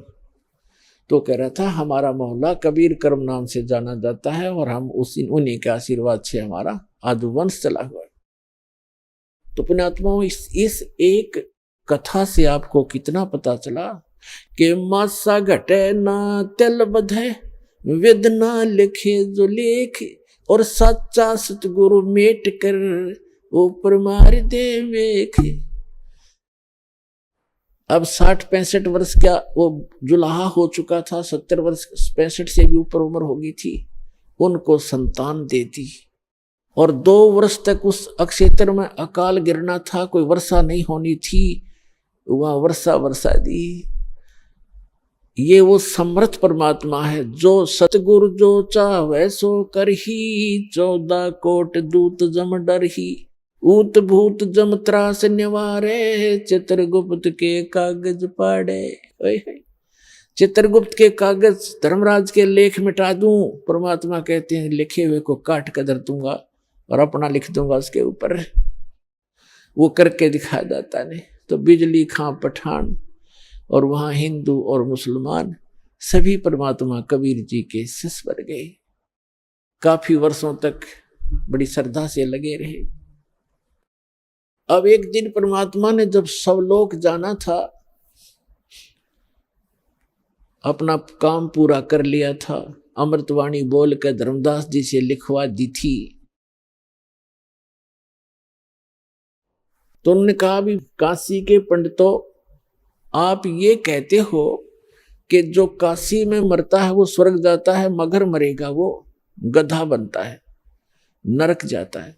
मैं मगर में शरीर त्यागूंगा और अपने सारे जंतर मंत्र ये पोथी पत्रे साथ ले लो, और सारे आप अपने नक्षत्र भी नोट कर लियो। इस नक्षत्र में मरने वाला, इस पृथ्वी पे मरने वाला जो तुम अटकलबाजी लगाते हो कहाँ जाएगा। इस बात का सब जगह जोर शोर से प्रचार हो गया, सब में आग की तरह बात फैल गई कि कबीर जी मगर में मरने का दावा करते हैं और देखेंगे भी वहां गधा बनेंगे, स्वर्ग जाएंगे या नरक जाएंगे। वीरदेव सिंह बघेल कबीर परमात्मा के शिष्य थे, उसने भी अपने सैनिक साथ ले लिए और साथ में और भी बहुत गुणे, कोई हजारों की संख्या में दर्शक काशी और आसपास के गांवों के और मगर के आसपास के गांवों के इस बात को सुनकर इकट्ठे हो गए। और परमात्मा 120 वर्ष की आयु, लीला में आयु थी भगवान कबीर साहब की उस समय, 120 वर्ष की आयु में, और बनारस से लेकर मगर लगभग 125 किलोमीटर 150 किलोमीटर का अंतर है। पैदल गए थे और 3 दिन में पहुंचे। अब वहां जाकर के अब बिजली खां पठान को पता चला कि गुरुजी आ रहे हैं, उनकी खातिरदारी के अंदर खूब तैयारी करवा दी सारी। अब जहां पर परमात्मा की यादगार बनी हुई है वहां परमात्मा कबीर जी जाकर बैठ गए। जिस दिन परमात्मा ने सतलोक जाना था, गमन करना था, सुबह उठकर कहा कि बिजली खां पठान मैं स्नान करूंगा। अभी आपने सुने संत रामपाल जी महाराज के मंगल प्रवचन। आइए अब सुनते हैं संत रामपाल जी महाराज से नाम दीक्षा लेकर सतभक्ति करके अद्भुत लाभ प्राप्त करने वाले अनुयायी के विचार। सत श्री अकाल जी। सत साहब। ਕੀ ਨਾਮ ਹੈ ਜੀ ਤੁਹਾਡਾ? ਬਲਵੀਰ ਸਿੰਘ ਜੀ। ਬਲਵੀਰ ਸਿੰਘ ਜੀ, ਕਿੱਥੋਂ ਆਏ ਹੋ? ਬਲਾਚੌਰ, ਜ਼ਿਲ੍ਹਾ ਨਵਾਂਸ਼ਹਿਰ ਦੁਆਬਾ। ਬਲਵੀਰ ਜੀ, ਸੰਤ ਰਾਮਪਾਲ ਜੀ ਮਹਾਰਾਜ ਜੀ ਦੀ ਸ਼ਰਨ ਵਿੱਚ ਆਉਣ ਤੋਂ ਪਹਿਲਾਂ ਤੁਸੀਂ ਕੀ ਭਗਤੀ ਸਾਧਨਾ ਕਰਦੇ ਸੀ? ਸਰ ਜੀ, ਜਿੱਦਾਂ ਸਾਰਾ ਸਮਾਜ ਭਗਤੀ ਕਰਦਾ, ਮੜੀਆਂ ਮਸਾਣੀਆਂ ਨੂੰ ਪੂਜਦੇ ਸੀ, ਮੰਦਿਰਾਂ 'ਚ ਵੀ ਜਾਂਦੇ ਸੀ, ਅਤੇ ਮਾਤਾ ਦੇ ਅਮਰਨਾਥ ਯਾਤਰਾ ਸ਼ਿਵ ਜੀ ਮਹਾਰਾਜ ਨੂੰ ਮੰਨਦੇ ਸੀ, ਅਤੇ ਗੁਰੂ ਗ੍ਰੰਥ ਸਾਹਿਬ ਨੂੰ ਵੀ ਮੰਨਦੇ ਸੀ, ਗੁਰਦੁਆਰੇ ਵੀ ਜਾਂਦੇ ਸੀ। ਅਤੇ ਜਿੱਦਾਂ ਗੁਰਦੁਆਰੇ ਤੋਂ ਇੱਕ ਪਾਠੀ ਸਿੰਘ ਨੇ ਸਾਨੂੰ ਮੰਤਰ ਦਿੱਤੇ ਹੋਏ ਸੀ, ਸ਼ਬਦ ਦਿੱਤੇ ਹੋਏ ਸੀ, ਨਾਲ ਨਾਰਾਇਣ ਮੇਰੇ ਜਾ ਤੂੰ ਮੇਰੇ ਬਲ ਹੈ ਤਾਤੀ ਵਾਹ ਨਾ ਲੱਗ ਗਈ, ਅਤੇ ਇੱਦਾਂ ਸ਼ਬਦਾਂ ਦਾ ਜਾਪ ਵੀ ਕਰਦੇ ਰਹਿੰਦੇ ਸੀ। ਅਤੇ ਸ਼ਿਵ ਜੀ ਮਹਾਰਾਜ ਦੇ ਜਿੱਦਾਂ ਓਮ ਨਮੋ ਸ਼ਿਵਾਏ ਉਹ ਵੀ ਕਰਦੇ ਸੀ, ਜਾਣੀ ਸਾਰੀ ਪ੍ਰਕਾਰ ਦੀ ਭਗਤੀ ਕਰਦੇ ਸੀ। ਬਲਵੀਰ ਜੀ, ਜਦੋਂ ਤੁਸੀਂ ਬਹੁਤ ਸਾਰੀ ਭਗਤੀ ਸਾਧਨਾ ਕਰ ਰਹੇ ਸੀ, ਫਿਰ ਸੰਤ ਰਾਮਪਾਲ ਜੀ ਮਹਾਰਾਜ ਜੀ ਦੀ ਸ਼ਰਨ ਵਿੱਚ ਕਿਸ ਤਰ੍ਹਾਂ ਨਾਲ ਆਏ? ਸਰ ਜੀ, ਮੈਂ 2010 'ਚ ਰਿਟਾਇਰ ਆਇਆ ਸੀ BSF 'ਚੋਂ, 20 ਸਾਲ ਸਰਵਿਸ ਕਰਕੇ, ਅਤੇ ਆ ਕੇ ਇੱਕ ਇੱਦਾਂ ਬਾਣੀ ਯਾਦ ਆਉਂਦੀ ਸੀ ਗੁਰੂ ਗ੍ਰੰਥ ਸਾਹਿਬ ਦੀ ਕਿ ਬਹੁਰ ਜਨਮ ਵਿਛੜੇ ਥੇ ਮਾਧੋ ਇਹ ਜਨਮ ਤੁਮਾਰੇ ਲੇਖੇ। ਅਤੇ ਸਾਡੇ ਪਿਤਾ ਜੀ ਜਿੱਦਾਂ 54 ਸਾਲ ਦੀ ਉਮਰ 'ਚ ਪੂਰੇ ਹੋ ਗਏ ਸੀ, ਅਤੇ ਸਾਨੂੰ ਵੀ ਇਹ ਲੱਗਦਾ ਸੀ ਵੀ ਜਦੋਂ ਪਿਤਾ ਜੀ 54 ਸਾਲ ਦੀ ਉਮਰ 'ਚ ਪੂਰੇ ਹੋ ਗਏ ਵੀ ਸਾਡੀ ਵੀ ਉਮਰ ਬਹੁਤੀ ਹੋਣੀ ਨਹੀਂ ਹੈ ਨਾ, ਅਤੇ ਜਾਣਾ ਤਾਂ ਸਾਰਿਆਂ ਨੇ ਹੈ। ਪਰ ਜਿਹੜਾ ਅਸਲੀ ਮਕਸਦ ਸੀ ਵੀ ਜੇ ਤੋਂ ਅਸੀਂ ਵਿਛੜੇ ਹੋਏ ਹਾਂ ਉਹ ਪ੍ਰਾਪਤੀ ਨਹੀਂ ਹੋਈ। ਜਿੱਦਾਂ ਕਿ ਬਾਬੇ ਨਾਨਕ ਦੀ ਹੋਰ ਬਾਣੀ ਸਮਝ ਲੱਗਦੀ ਸੀ ਗੁਰੂ ਗ੍ਰੰਥ ਸਾਹਿਬ ਦੀ, ਭਈ ਪ੍ਰਾਪਤ ਮਨੁੱਖ ਦੇਹਰੀਆ ਗੋਬਿੰਦ ਮਿਲਣ ਕੀ ਇਹ ਤੇਰੀ ਵਰੀਆ ਅਵਰ ਕਾਜ ਤੇਰੇ ਕਿਤੇ ਨਾ ਕਾਮ। ਇਹ ਬਾਣੀਆਂ ਜਦੋਂ ਨਾ ਦਿਮਾਗ 'ਚ ਬਾਰ-ਬਾਰ ਖਟਕਦੀਆਂ ਸੀ, ਫਿਰ ਇਹ ਸੋਚਿਆ ਜਿਹੜਾ 2011 ਦਾ ਸਾਲ ਰਿਹਾ ਉਹ ਇੱਕ ਤੜਫ 'ਚ ਬੀਤਿਆ ਵੀ ਪ੍ਰਮਾਤਮਾ ਤੇਰੀ ਪ੍ਰਾਪਤੀ ਕਰਨੀ ਸੀ, ਅਸਲੀ ਕੰਮ ਰਹਿ ਗਿਆ ਅਤੇ ਉਮਰ ਨਿਕਲਦੀ ਜਾਂਦੀ ਆ। ਅਤੇ ਮੈਂ ਤਾਂ ਫਿਰ ਘਰ ਛੱਡਣ ਦਾ ਇਰਾਦਾ ਵੀ ਬਣਾ ਲਿਆ ਸੀ ਕਿ ਸਾਧੂ ਬਣਨਾ ਪੈਣਾ ਤਦੇ ਪ੍ਰਮਾਤਮਾ ਮਿਲਣਾ ਹੈ ਨਾ, ਸਾਧੂ ਬਣਨ ਤੋਂ ਬਿਨਾਂ ਪ੍ਰਮਾਤਮਾ ਨਹੀਂ ਮਿਲਣਾ। ਫਿਰ ਥੋੜ੍ਹਾ ਸਾਧੂਆਂ ਨਾਲ ਬਹਿਣਾ ਉੱਠਣਾ ਹੋਇਆ। ਮੇਰੇ ਘਰ ਦੇ ਕੋਲ ਕੁਟੀਆ ਸੀ, ਉਹਨਾਂ ਦੇ ਨਾਲ ਸਾਧੂਆਂ ਨਾਲ ਗੱਲਾਂ ਬਾਤਾਂ ਕਰਨੀਆਂ। ਉਹਨਾਂ ਨੇ ਕਹਿਣਾ ਚਲੋ ਤੁਹਾਨੂੰ ਅਸੀਂ ਆਪਣੇ ਗੁਰੂ ਤੋਂ ਮੰਤਰ ਦਵਾਉਂਦੇ ਹਾਂ। ਫਿਰ ਇਹ ਹੋਇਆ ਵੀ ਘਰ ਛੱਡਣਾ ਪੈਣਾ, ਘਰ ਰਹਿ ਕੇ ਤਾਂ ਭਗਤੀ ਹੋਣੀ ਨਹੀਂ, ਪ੍ਰਮਾਤਮਾ ਨਹੀਂ ਪ੍ਰਾਪਤੀ ਨਹੀਂ ਹੋਣੀ। ਫਿਰ ਮੈਂ ਅੰਮ੍ਰਿਤਸਰ ਗਿਆ ਇੱਕ ਵਾਰੀ, ਗੁਰਦੁਆਰੇ ਜਾ ਕੇ ਦੇਖਿਆ ਵੀ ਪਹਿਲਾਂ ਜਦੋਂ ਘਰ ਛੱਡਾਂਗੇ ਫਿਰ ਰਿਹਾਇਸ਼ ਕਿੱਥੇ ਕਰਾਂਗੇ, ਕਿੱਦਾਂ ਜਗ੍ਹਾ ਜਗ੍ਹਾ ਘੁੰਮਾਂਗੇ, ਸਾਧੂ ਕਿੱਦਾਂ ਆਪਣਾ ਜੀਵਨ ਜੀਂਦੇ ਆ। ਫਿਰ ਉੱਥੇ ਗਿਆ, ਉੱਥੇ ਵੀ ਕੁਛ ਇੱਕ ਠੋਕਰ ਜਿਹੀ ਲੱਗ ਗਈ, ਸਾਧੂਆਂ ਦਾ ਵਰਤਾਓ ਮੈਂ ਉੱਥੇ ਠੀਕ ਨਹੀਂ ਦੇਖਿਆ ਆਪਸ ਵਿੱਚ ਹੀ। ਫਿਰ ਵਾਪਸ ਘਰ ਆ ਗਿਆ ਵੀ ਇੱਦਾਂ ਨਹੀਂ ਗੱਲ ਬਣਨੀ। ਫਿਰ ਇੱਕ ਤੜਫ ਬਹੁਤ ਸੀ ਬੈਰਾਗ ਪ੍ਰਮਾਤਮਾ ਪ੍ਰਤੀ, ਪੇ ਉਮਰ ਨਿਕਲਦੀ ਜਾਂਦੀ ਆ। ਜਿਹੜਾ ਅਸਲੀ ਕੰਮ ਸੀ ਨਾ ਜਿਹਦੇ ਲਈ ਇਹ ਪ੍ਰਾਪਤ ਦੇਹਰੀ ਹੋਈ ਆ ਮਨੁੱਖ ਦੇਹੀ, ਅਤੇ ਉਹ ਕੰਮ ਨਹੀਂ ਹੋਇਆ। ਫਿਰ ਇੱਦਾਂ ਹੀ TV ਚੈਨਲ ਲਾਉਂਦੇ ਇੱਕ ਦਿਨ ਸੰਤ ਰਾਮਪਾਲ ਜੀ ਮਹਾਰਾਜ ਦਾ ਸਤਸੰਗ ਚੱਲਦਾ ਸੀ। ਉਹਦੇ ਵਿੱਚ ਜਿਹੜਾ ਪਹਿਲਾ ਮੈਂ ਸਤਸੰਗ ਦੇਖਿਆ ਉਹ 'ਚ ਸੀਗਾ ਜਿੱਦਾਂ ਵੇਦਾਂ ਦੇ ਵਿੱਚ ਕਬੀਰ ਦੇਵੋ, ਕੁਰਾਨ ਸ਼ਰੀਫ 'ਚ ਕਬੀਰਨ ਕਬੀਰਾ, ਬਾਬੇ ਨਾਨਕ ਦੀ ਬਾਣੀ 'ਚ ਬੜਾ ਆਲਮ ਕਬੀਰ, ਇੱਦਾਂ ਕਰਕੇ ਬਾਣੀ ਦਾ ਜ਼ਿਕਰ ਸੀ। ਉਹ ਐਪੀਸੋਡ ਦੇਖਿਆ ਸੀ, ਅਤੇ ਦੇਖਦੇ ਸਾਰ ਹੀ ਇੱਦਾਂ ਲੱਗਿਆ ਵੀ ਇਹ ਨਵੇਂ ਸੰਤ ਆ ਗਿਆ, ਇਹ ਕੁਛ ਦਾੜੀ ਵੀ ਹੈ ਨਹੀਂ, ਮੁੱਛ ਵੀ ਹੈ ਨਹੀਂ, ਕੁਛ ਨਹੀਂ, ਵੀ ਇਹ ਕਿਹੜਾ ਗਿਆਨ ਦੇ ਰਹੇ ਆ। ਫਿਰ ਉੱਥੇ ਉਹ ਫ੍ਰੀ ਬੁੱਕ ਮੰਗਾਉਣ ਲਈ ਥੱਲੇ ਨੰਬਰ ਦਿੱਤੇ ਹੋਏ ਸੀ, ਉਹਨਾਂ ਤੋਂ ਸੋਚਿਆ ਚੱਲ ਫ੍ਰੀ ਬੁੱਕ ਮੰਗਾ ਕੇ ਪੜ੍ਹਾਂਗੇ, ਦੇਖਦੇ ਕੀ ਆ ਹੈ ਨਾ, ਕਬੀਰ ਸਾਹਿਬ ਦੇ ਬਾਰੇ ਕਿਆ ਦੱਸ ਰਹੇ, ਪ੍ਰਮਾਤਮਾ ਕਿਉਂ ਕਹਿ ਰਹੇ। ਫਿਰ ਬੁੱਕ ਆ ਗਈ ਥੋੜ੍ਹੇ ਦਿਨ ਬਾਅਦ। ਫਿਰ ਥੋੜ੍ਹੇ ਦਿਨਾਂ 'ਚ ਹਫ਼ਤੇ 'ਚ ਬੁੱਕ ਪੜ੍ਹ ਕੇ ਫਿਰ ਇੱਕ ਬਹੁਤ ਮਨ ਨੂੰ ਪਛਤਾਵਾ ਲੱਗਿਆ। ਫਿਰ ਤੜਫ ਹੋਈ ਵੀ ਪ੍ਰਮਾਤਮਾ ਤਾਂ ਆਪ ਧਰਤੀ 'ਤੇ ਲੀਲਾ ਕਰ ਰਿਹਾ, ਆਪਣੀ ਇੱਕ ਸੰਤ ਰੂਪ 'ਚ ਆ ਗਿਆ, ਅਤੇ ਇਹ ਤਾਂ ਕਬੀਰ ਸਾਹਿਬ ਹੀ ਪ੍ਰਮਾਤਮਾ ਆ। ਅਤੇ ਮੈਂ ਹਫ਼ਤੇ 10 ਦਿਨ ਦੇ ਵਿੱਚੇ ਜਾ ਕੇ ਸੰਤ ਰਾਮਪਾਲ ਜੀ ਤੋਂ ਨਾਮਦਾਨ ਲੈ ਲਿਆ ਸੀ ਬਰਵਾਲੇ ਜਾ ਕੇ। ਬਲਵੀਰ ਜੀ, ਤੁਹਾਡੇ ਅੰਦਰ ਪਰਮਾਤਮਾ ਦੀ ਪ੍ਰਾਪਤੀ ਦੀ ਇੰਨੀ ਜ਼ਿਆਦਾ ਤੜਫ ਸੀ ਕਿ ਤੁਸੀਂ ਘਰ ਛੱਡਣ ਤੱਕ ਦਾ ਇਰਾਦਾ ਕਰ ਲਿਆ ਸੀ। ਫਿਰ ਜਿਹੜੀ ਤੁਹਾਨੂੰ ਕਿਤਾਬ ਮਿਲੀ ਸੰਤ ਰਾਮਪਾਲ ਜੀ ਮਹਾਰਾਜ ਜੀ ਦੀ, ਉਸ ਕਿਤਾਬ ਦੇ ਵਿੱਚ ਐਸਾ ਕੀ ਸੀ ਜਿਹਦੇ ਨਾਲ ਤੁਹਾਡੀ ਜ਼ਿੰਦਗੀ ਦਾ ਬਿਲਕੁਲ ਜਿਹੜਾ ਫੈਸਲਾ ਸੀ ਉਹ ਚੇਂਜ ਹੋ ਗਿਆ ਅਤੇ ਤੁਸੀਂ ਸੰਤ ਰਾਮਪਾਲ ਜੀ ਮਹਾਰਾਜ ਜੀ ਦੀ ਸ਼ਰਨ ਵਿੱਚ ਚਲੇ ਗਏ? ਉਸ ਕਿਤਾਬ 'ਚ ਐਸਾ ਕੀ ਸੀ? ਸਰ ਜੀ, ਉਹਦੇ ਵਿੱਚ ਗਿਆਨ ਹੀ ਇਸ ਹਿਸਾਬ ਨਾਲ ਆ, ਵਿਦ ਪ੍ਰੂਫ ਸਾਰੇ ਗ੍ਰੰਥਾਂ ਦੇ ਆਧਾਰ 'ਤੇ ਉਹ ਕਿਤਾਬ ਹੈ, ਗਿਆਨ ਗੰਗਾ ਪੁਸਤਕ, ਜਿਹਦੇ ਵਿੱਚ ਅਸੀਂ ਵੇਦ ਤਾਂ ਕਦੇ ਦੇਖੇ ਨਹੀਂ ਸੀ, ਨਾ ਗੀਤਾ ਬਾਰੇ ਵੀ ਸੁਣਿਆ ਸੀਗਾ, ਬਹੁਤਾ ਕਦੇ ਜਾਣਦੇ ਨਹੀਂ ਸੀ ਹੈ। ਅਤੇ ਗੁਰੂ ਗ੍ਰੰਥ ਸਾਹਿਬ ਸੀਗਾ, ਉਹਦੀ ਬਾਣੀ ਸੁਣਦੇ ਸੀ। ਫਿਰ ਗਰੀਬਦਾਸ ਜੀ ਦੀ ਬਾਣੀ ਵੀ ਅਸੀਂ ਇੱਥੇ ਬਲਾਚੌਰ 'ਚ ਰਿਹਾਇਸ਼ ਜਦ ਹੋਈ ਤਾਂ ਸੁਣੀ ਸੀ ਆ ਕੇ, ਨਹੀਂ ਤਾਂ ਗਰੀਬਦਾਸ ਜੀ ਮਹਾਰਾਜ ਬਾਰੇ ਵੀ ਬਹੁਤਾ ਪਤਾ ਨਹੀਂ ਸੀ ਹੈ। ਪਰ ਫਿਰ ਵੀ ਜਦੋਂ ਉਸ ਕਿਤਾਬ ਦੇ ਵਿੱਚੋਂ ਵਿਦ ਪ੍ਰੂਫ ਸਾਰੇ ਗ੍ਰੰਥਾਂ ਦਾ ਗਿਆਨ ਪੜ੍ਹਿਆ, ਫਿਰ ਸਮਝ ਲੱਗ ਗਈ ਵੀ ਧਰਤੀ 'ਤੇ ਪੂਰਨ ਪਰਮਾਤਮਾ ਦਾ ਭੇਜਿਆ ਹੋਇਆ ਪੂਰਾ ਸੰਤ ਐਟ ਏ ਟਾਈਮ ਹੁੰਦਾ ਆ, ਔਰ ਉਹ ਸੰਤ ਰਾਮਪਾਲ ਜੀ ਦੇ ਰੂਪ ਵਿੱਚ ਆ ਕੇ ਧਰਤੀ 'ਤੇ ਵਿਰਾਜਮਾਨ, ਆਪ ਕਬੀਰ ਸਾਹਿਬ ਹੀ ਆਪ ਵਿਰਾਜਮਾਨ ਆ। ਤੇ ਉਹ ਇੰਨਾ ਗਿਆਨ ਗੰਗਾ ਬੁੱਕ ਪੜ੍ਹਨ ਨਾਲ ਹੀ ਹੋ ਜਾਂਦਾ। ਬਾਕੀ ਪ੍ਰਮਾਤਮਾ ਦੀ ਦਇਆ ਤੇ ਬਿਨਾਂ ਤਾਂ ਗਿਆਨ ਵੀ ਨਹੀਂ ਸਮਝ ਲੱਗਦਾ। ਜਦੋਂ ਤੁਸੀਂ ਤਰ੍ਹਾਂ ਦੀ ਸਾਧਨਾ ਪਹਿਲਾਂ ਕਰ ਰਹੇ ਸੀ, ਉਸ ਤੋਂ ਬਾਅਦ ਤੁਹਾਡੇ ਮਨ ਦੇ ਵਿੱਚ ਬੜੀ ਭਟਕਣਾ ਸੀਗੀ, ਪਰਮਾਤਮਾ ਨੂੰ ਲੈ ਕੇ ਜਗ੍ਹਾ ਤੁਸੀਂ ਤਲਾਸ਼ ਕਰ ਰਹੇ ਸੀ। ਇੱਕ ਸਮਾਂ ਐਸਾ ਵੀ ਆਇਆ ਤੁਸੀਂ ਖੁਦ ਸਾਧੂ ਬਣਨ ਦੀ ਸੋਚ ਰਹੇ ਸੀ। ਫਿਰ ਤੁਸੀਂ ਸੰਤ ਰਾਮਪਾਲ ਜੀ ਮਹਾਰਾਜ ਜੀ ਤੋਂ ਹੀ ਨਾਮ ਉਪਦੇਸ਼ ਕਿਉਂ ਲਿਆ? ਕਿਉਂਕਿ ਬਹੁਤ ਸਾਰੇ ਸੰਤਾਂ ਜਾਂ ਸਾਧੂਆਂ ਦੇ ਟੱਚ ਦੇ ਵਿੱਚ ਤਾਂ ਤੁਸੀਂ ਪਹਿਲਾਂ ਵੀ ਸੀਗੇ। ਸਰ ਜੀ, ਜਿੱਦਾਂ ਸਾਡੇ ਜ਼ਿਆਦਾ ਪ੍ਰਭਾਵ ਬਾਬੇ ਨਾਨਕ ਦਾ ਸੀ, ਜਿੱਦਾਂ ਸਾਰੀਆਂ ਪਾਤਸ਼ਾਹੀਆਂ ਗੁਰੂ ਗੋਬਿੰਦ ਸਿੰਘ ਜੀ ਤੱਕ, ਜਿੱਦਾਂ ਉਹਨਾਂ ਮਹਾਨ ਸੰਤਾਂ ਦੇ ਉੱਤੇ ਅਤਿਆਚਾਰ ਵੀ ਹੋਏ, ਸਭ ਕੁਝ ਹੋਏ, ਉਹਨਾਂ ਦੀ ਬਾਣੀ ਵੀ ਪੜ੍ਹਦੇ ਸੁਣਦੇ ਸੀਗੇ। ਪਰ ਇਹ ਆ ਵੀ ਸਾਨੂੰ ਪੂਰਨ ਗਿਆਨ ਹੈ ਨਾ ਸੀ, ਨਾ ਕਿਸੇ ਨੇ ਅੱਜ ਤੱਕ ਦੱਸਿਆ ਸੀ। ਪਰ ਇਹ ਪਤਾ ਸੀ ਕਿ ਬਾਬਾ ਨਾਨਕ ਜੀ ਪਾਰ ਗਏ ਆ, ਮੁਕਤ ਹੋਏ ਆ। ਅਤੇ ਜਦੋਂ ਵਿਦ ਪ੍ਰੂਫ ਉਹ ਸੰਤ ਰਾਮਪਾਲ ਜੀ ਮਹਾਰਾਜ ਨੇ ਪੁਰਾਣ ਸੰਗਲੀਆਂ 'ਚ ਸਾਰਾ ਗਿਆਨ ਸਾਨੂੰ ਦੱਸ ਦਿੱਤਾ ਵੀ ਆਹ 2 ਅੱਖਰ ਦਾ ਮੰਤਰ ਆ, ਜਿਹੜੇ ਪਹਿਲੇ 5 ਮੰਤਰ ਆ ਉਹ ਵੀ ਪਰਮਾਤਮਾ ਨੇ ਦੱਸਤੇ। ਜਿੱਦਾਂ ਬਾਬੇ ਨਾਨਕ ਦੀ ਬਾਣੀ 'ਚ 5 ਸ਼ਬਦ ਤਿਤ ਘਰ ਸੁਭਾਗੇ, ਵੀ ਉਹ ਘਰ ਸੁਭਾਗਾ ਹੈ ਜਿਹਦੇ ਵਿੱਚ 5 ਸ਼ਬਦਾਂ ਦਾ ਜਾਪ ਹੋਣਾ ਆ। ਅਤੇ ਸਰੀਰ ਨੂੰ ਵੀ ਘਰ ਦੱਸਿਆ, ਮੰਦਰ ਦੱਸਿਆ ਇਹ। ਅਤੇ ਉਹ ਸਾਰਾ ਗਿਆਨ ਪਰਮਾਤਮਾ ਦਾ ਸਮਝ ਕੇ ਹੀ ਅਸੀਂ ਫਿਰ ਪਰਮਾਤਮਾ ਦੇ ਰਸਤੇ 'ਤੇ, ਪਰਮਾਤਮਾ ਨੇ ਆਪ ਹੀ ਚਲਾਇਆ ਸਾਨੂੰ ਆਪਣੇ ਰਸਤੇ 'ਤੇ। ਜਦੋਂ ਤੁਸੀਂ ਸੰਤ ਰਾਮਪਾਲ ਜੀ ਮਹਾਰਾਜ ਜੀ ਤੋਂ ਨਾਮ ਉਪਦੇਸ਼ ਲਿਆ, ਉਸ ਨਾਮ ਉਪਦੇਸ਼ ਲੈਣ ਤੋਂ ਬਾਅਦ ਤੁਹਾਨੂੰ ਕੀ ਲਾਭ ਹੋਏ? ਸਰ ਜੀ, ਲਾਭ ਤਾਂ ਇੱਦਾਂ ਹੋਏ, ਸਭ ਤੋਂ ਬੜਾ ਤਾਂ ਲਾਭ ਇਹੀ ਸੀਗਾ ਕਿ ਮੈਂ ਜਿੱਦਾਂ ਇੱਕ ਘਰ ਛੱਡ ਕੇ ਜਾਣ ਨੂੰ ਵੀ ਤਿਆਰ ਸੀ ਸਿਰਫ ਪਰਮਾਤਮਾ ਦੀ ਪ੍ਰਾਪਤੀ ਲਈ। ਉਹ ਮੋਕਸ਼ ਦਾ ਮਾਰਗ ਮਿਲ ਗਿਆ। ਜਿੱਥੋਂ ਅਸੀਂ ਵਿਛੜ ਕੇ ਆਏ ਹੋਏ ਹਾਂ, ਜਿਸ ਪਰਮਾਤਮਾ ਤੋਂ ਸਾਡੀਆਂ ਆਤਮਾ ਵਿਛੜ ਕੇ ਆਈਆਂ ਆ, ਅਤੇ ਉਹਦਾ ਪੂਰਾ ਗਿਆਨ ਸੰਤ ਰਾਮਪਾਲ ਜੀ ਦੀ ਦਇਆ ਨਾਲ ਹੋ ਗਿਆ, ਅਤੇ ਪੂਰਨ ਸੰਤ ਮਿਲ ਗਿਆ, ਅਤੇ ਪੂਰਨ ਭਗਤੀ ਮਿਲ ਗਈ।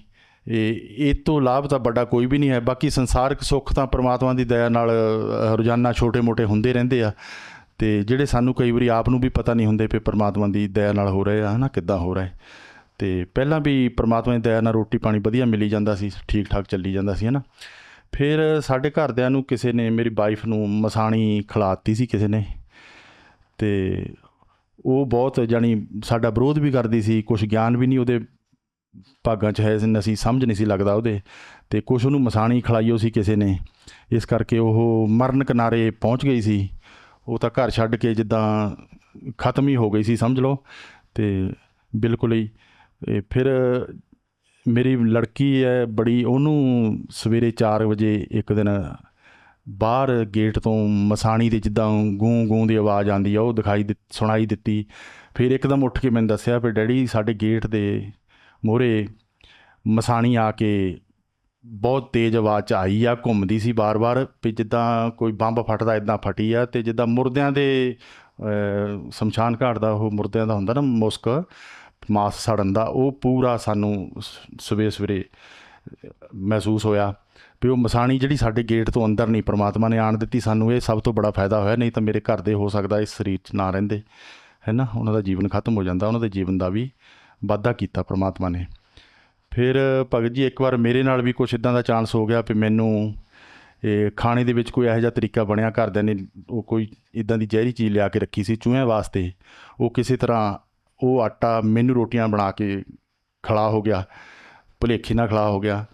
ਅਤੇ ਉਹਦਾ ਮੈਨੂੰ ਥੋੜ੍ਹੀ ਦੇਰ ਮਹਿਸੂਸ ਵੀ ਹੋਇਆ। ਮੈਂ ਨਾਈਟ ਡਿਊਟੀ ਕਰਕੇ ਆਉਂਦਾ ਹੁੰਦਾ ਸੀ, ਦੁਪਹਿਰ ਨੂੰ ਉੱਠਦਾ ਸੀ, ਫਿਰ ਦੁਬਾਰਾ ਸਵੇਰੇ ਸੌਂ ਕੇ। ਅਤੇ ਜਦੋਂ ਰੋਟੀਆਂ ਖਾ ਕੇ ਮੈਂ ਸੌਂ ਗਿਆ, ਮੈਨੂੰ ਮਹਿਸੂਸ ਹੋਇਆ ਵੀ ਅੰਦਰ ਮੇਰੇ ਕੋਈ ਗਲਤ ਚੀਜ਼ ਚੱਲ ਗਈ ਆ। ਮੈਨੂੰ ਅੰਦਰੋਂ ਉਬਾਲ ਬਹੁਤ ਤੇਜ਼ ਹੁੰਦਾ ਸੀ, ਅਤੇ ਮੈਂ ਘਰਦਿਆਂ ਨਾਲ ਸਗੋਂ ਝਗੜਾ ਵੀ ਕੀਤਾ ਵੀ ਮੈਨੂੰ ਪਤਾ ਨਹੀਂ ਕੀ ਗੱਲ, ਤੁਸੀਂ ਕਿਆ ਬਾਤ ਕਿਆ ਖਿਲਾਤਾ, ਕੋਈ ਗੱਲ ਇੱਦਾਂ ਦੀ ਹੋ ਗਈ।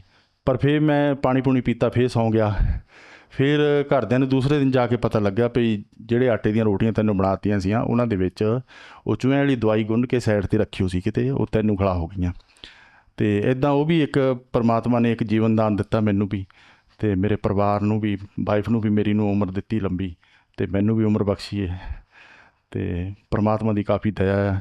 ਹੋਰ ਵੀ ਬਹੁਤ ਛੋਟੇ ਮੋਟੇ ਲਾਭ ਸਰ ਜੀ ਹੁੰਦੇ ਰਹਿੰਦੇ ਆ। ਜਿੱਦਾਂ ਸੰਤ ਰਾਮਪਾਲ ਜੀ ਦਾ ਗਿਆਨ ਆਧਾਰ 'ਤੇ ਅੱਗੇ ਜੀਵਨ ਜੀਣਾ, ਭਗਤੀ ਤਾਂ ਮਿਲ ਜਾਂਦੀ ਆ, ਪਰ ਉਸ ਮਰਿਆਦਾ ਨੂੰ ਪੁਗਾਉਣਾ ਉਹ ਵੀ ਪਰਮਾਤਮਾ ਮੂਹਰੇ ਅਸੀਂ ਤੜਫਦੇ ਸੀ ਵੀ ਪਰਮਾਤਮਾ ਤੂੰ ਗਿਆਨ ਤਾਂ ਆਪਣਾ ਸਮਝਾਤਾ, ਆਪਣੇ ਰਸਤੇ 'ਤੇ ਲਾ ਲਿਆ, ਮੋਕਸ਼ ਦਾ ਮਾਰਗ ਵੀ ਦੇ ਦਿੱਤਾ, ਇਹਨਾਂ ਬੱਚਿਆਂ ਦਾ ਕੀ ਬਣੂਗਾ। ਫਿਰ ਪਰਮਾਤਮਾ ਨੇ ਜਿੱਦਾਂ ਮੇਰੇ ਲੜਕੀ ਸੀ ਬੜੀ, 2 ਲੜਕੇ ਛੋਟੇ, ਉਹ ਵੀ ਵਿਆਹਣ ਜੋਗੇ ਹੋ ਗਏ ਸੀ, ਅਤੇ ਲੜਕੀ ਨੇ ਕਿਹਾ ਵੀ ਮੈਂ ਵੀ ਭਗਤ ਪਰਿਵਾਰ 'ਚ ਵਿਆਹ ਕਰਾਉਣਾ ਚਲੋ ਪ੍ਰਮਾਤਮਾ ਨੇ ਜਿੱਦਾਂ ਸਮਾਂ ਆਇਆ, ਮੇਰੀ ਲੜਕੀ ਵੀ ਪ੍ਰਮਾਤਮਾ ਨੇ ਭਗਤ ਪਰਿਵਾਰ 'ਚ ਬਿਨਾਂ ਲੈਣ ਦੇਣ ਤੋਂ, ਬਿਨਾਂ 1 ਰੁਪਏ ਦੇ ਖਰਚੇ ਤੋਂ ਰਮੈਣੀ ਕਰਤੀ, ਸ਼ਾਦੀ ਕਰਤੀ। ਜਦ ਕਿ ਲੜਕੀਆਂ ਵਿਆਹਣ ਦਾ ਤਾਂ ਇਸ ਸੰਸਾਰ 'ਚ ਇੱਦਾਂ ਦੀਆਂ ਉਲਟੀਆਂ ਰੀਤੀਆਂ ਆ ਵੀ ਬੰਦਾ ਕਰਜ਼ੇ ਥੱਲੇ ਵੀ ਆ ਕੇ ਆਪਣੀ ਲੜਕੀ ਵਿਆਹ ਕੇ ਵੀ ਉਹਨੂੰ ਸੁਖੀ ਨਹੀਂ ਰੱਖ ਸਕਦਾ। ਜਾਣੀ ਸੰਸਾਰ ਦਾ ਇੱਦਾਂ ਦਾ ਖੇਲ ਹੋਇਆ ਹੈ। ਜਦੋਂ ਤੁਸੀਂ ਜਿਸ ਤਰ੍ਹਾਂ ਨਾਲ ਜ਼ਿਕਰ ਕੀਤਾ ਜੀ ਕਿ ਤੁਹਾਡੇ ਬੱਚਿਆਂ ਦੀ ਸ਼ਾਦੀ ਦਾ ਲੈ ਕੇ, ਜਦੋਂ ਇੱਕ ਬੇਟੀ ਦਾ ਜਨਮ ਹੁੰਦਾ ਤਾਂ ਮਾਂ-ਬਾਪ ਦੇ ਸਿਰ 'ਤੇ ਇੱਕ ਬਹੁਤ ਵੱਡਾ, ਜੇ ਅਸੀਂ ਕਹੀਏ, ਬੋਝ ਦੀ ਤਰ੍ਹਾਂ ਬੇਟੀਆਂ ਅੱਜ ਦੇ ਸਮਾਜ ਦੇ ਵਿੱਚ ਹੈਗੀਆਂ। ਜਿਸ ਤਰ੍ਹਾਂ ਦੀ ਰੀਤ ਹੈ ਜਾਂ ਜਿਸ ਤਰ੍ਹਾਂ ਦੇ ਖਰਚੇ ਵਿਆਹ ਨੂੰ ਲੈ ਕੇ ਕਰਨੇ ਪੈਂਦੇ ਆ। ਜਦੋਂ ਤੁਸੀਂ ਆਪਣੀ ਬੇਟੀ ਦੀ ਸ਼ਾਦੀ ਕੀਤੀ ਹੈ ਤਾਂ ਤੁਹਾਡੇ ਉੱਪਰ ਕਿਸ ਤਰ੍ਹਾਂ ਦੀ ਟੈਨਸ਼ਨ ਸੀ ਜਾਂ ਕਿਸ ਤਰ੍ਹਾਂ ਦਾ ਆਰਥਿਕ ਬੋਝ ਤੁਹਾਨੂੰ ਸਹਿਣਾ ਪਿਆ? ਕੀ ਤੁਹਾਨੂੰ ਸੰਤ ਰਾਮਪਾਲ ਜੀ ਮਹਾਰਾਜ ਜੀ ਦਾ ਜਿਹੜਾ ਮਿਸ਼ਨ ਹੈਗਾ ਦਹੇਜ ਮੁਕਤ ਵਿਆਹ ਦਾ, ਉਹਦੇ ਨਾਲ ਉਸ ਜਿਹੜਾ ਬੋਝ ਤੋਂ ਕੀ ਰਾਹਤ ਮਿਲੀ ਹੈ? ਸਰ ਜੀ ਇੱਦਾਂ, ਜਦੋਂ ਤੱਕ ਨਾਮਦਾਨ ਨਹੀਂ ਸੀ ਲਿਆ ਜਾਂ ਗਿਆਨ ਨਹੀਂ ਸੀ ਸਮਝਿਆ, ਉਦੋਂ ਤੱਕ ਤਾਂ ਇਹ ਲੱਗਦਾ ਸੀ ਵੀ ਲੜਕੀ ਵਿਆਹਣ ਨੂੰ ਸਾਨੂੰ ਜੇ ਜ਼ਿਆਦਾ ਨਹੀਂ ਤਾਂ 8-10 ਲੱਖ ਰੁਪਈਆ ਤਾਂ ਲਾਣਾ ਪਊਗਾ। ਫਿਰ ਵੀ ਅਗਲਿਆਂ ਦੀ ਡਿਮਾਂਡ ਹੋਰ ਵੀ ਜ਼ਿਆਦਾ ਹੋ ਸਕਦੀ ਆ, ਜਾਂ ਇਹਨੂੰ ਸੁੱਖ ਮਿਲੂਗਾ ਕਿ ਨਹੀਂ ਮਿਲੂਗਾ, ਹੈ ਨਾ, ਕਿੱਦਾਂ ਦੀਆਂ ਔਕੜਾਂ ਆਉਣਗੀਆਂ ਜਿੱਦਾਂ ਆਮ ਆਸੇ-ਪਾਸੇ ਦੇਖਣ ਨੂੰ ਸੁਣਨ ਨੂੰ ਮਿਲਦੀਆਂ। ਪਰ ਜਦੋਂ ਪਰਮਾਤਮਾ ਦਾ ਗਿਆਨ ਸਮਝ ਕੇ ਇਸ ਪਾਸੇ ਲੱਗ ਗਏ, ਫਿਰ ਨਿਆਣਿਆਂ ਨੇ ਵੀ ਨਾਮਦਾਨ ਲੈ ਲਿਆ, ਲੜਕੀ ਨੇ ਵੀ ਲੈ ਲਿਆ, ਦੋਨਾਂ ਲੜਕਿਆਂ ਨੇ ਲੈ ਲਿਆ, ਘਰਦਿਆਂ ਨੇ ਵੀ ਲੈ ਲਿਆ ਸੀ।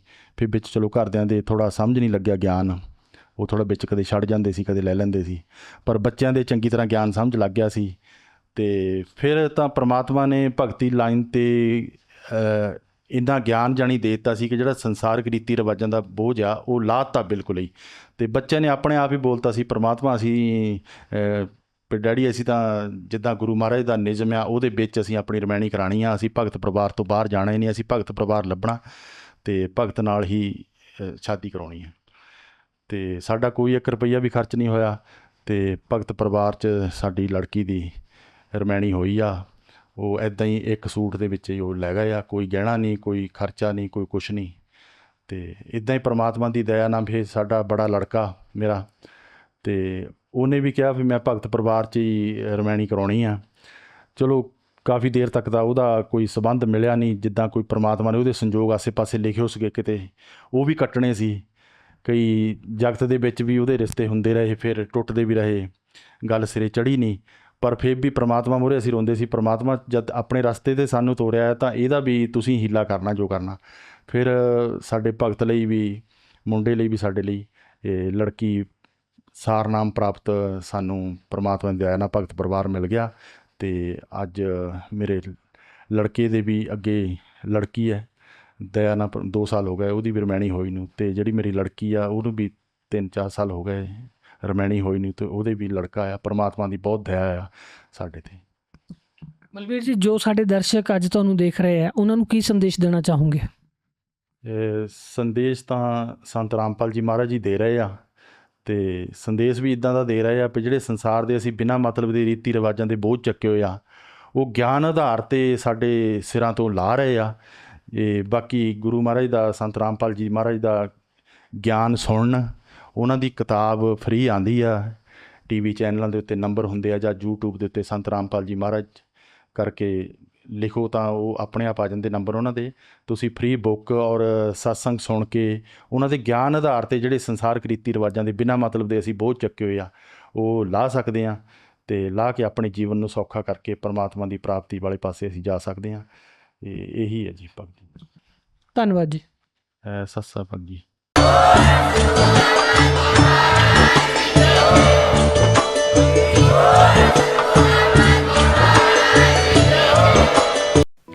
आप सुन रहे थे जगत गुरु तत्वदर्शी संत रामपाल जी महाराज के मंगल प्रवचन। अधिक जानकारी के लिए संपर्क करें।